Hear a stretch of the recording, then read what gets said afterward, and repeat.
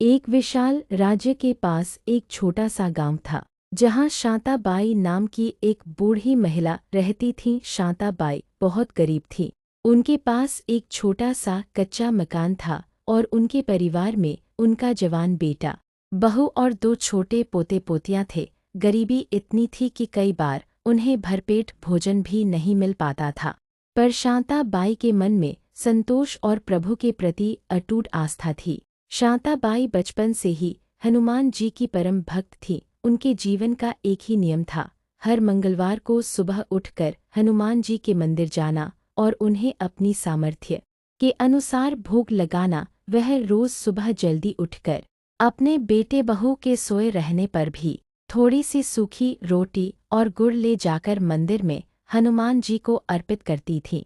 मंदिर में भोग लगाते समय वह हमेशा एक ही प्रार्थना करती थी, हे बजरंगबली, मेरी भक्ति में कोई कमी न आए, मेरा विश्वास कभी न टूटे। मैं गरीब हूँ, लेकिन मेरे घर में आपके नाम का दीपक हमेशा जलता रहे। शांताबाई का बेटा और बहू उनकी इस भक्ति को अंधविश्वास मानते थे। उन्हें लगता था कि बूढ़ी माँ मंदिर में जाकर समय बर्बाद करती है और घर के काम से बचती है। वे अक्सर ताना मारते थे, माँ, ये सूखी रोटी और गुड़ चढ़ाकर आपको क्या मिलेगा? अगर हनुमान जी को कुछ देना ही है तो धन दौलत मांगो, जिससे हमारी गरीबी दूर हो।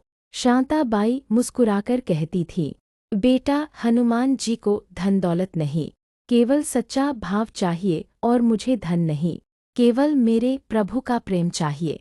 समय बीतता गया। एक बार गांव में भयंकर अकाल पड़ा, खेती सूख गई और लोगों के पास खाने के लाले पड़ गए। शांताबाई के घर की हालत और भी खराब हो गई। बहू बेटे का गुस्सा अब सीधे माँ पर निकलने लगा। यह सब आपकी पूजा पाठ के कारण हो रहा है। बहू चिल्लाती, आप सुबह सुबह जो थोड़ा सा आटा मंदिर में बर्बाद कर देती है, अगर वह बच्चों को मिलता तो उनका पेट भर जाता।